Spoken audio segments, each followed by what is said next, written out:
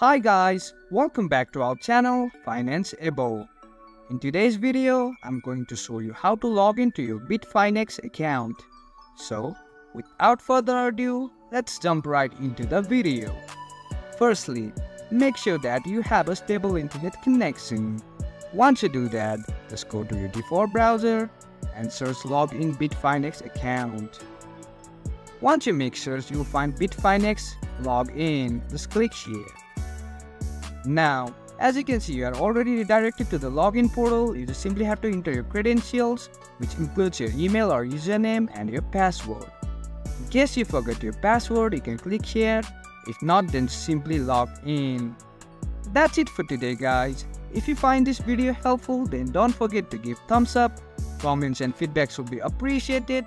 Subscribe to our channel and don't forget to hit the bell icon so that I can come up with new videos like this. Until then, have a good time.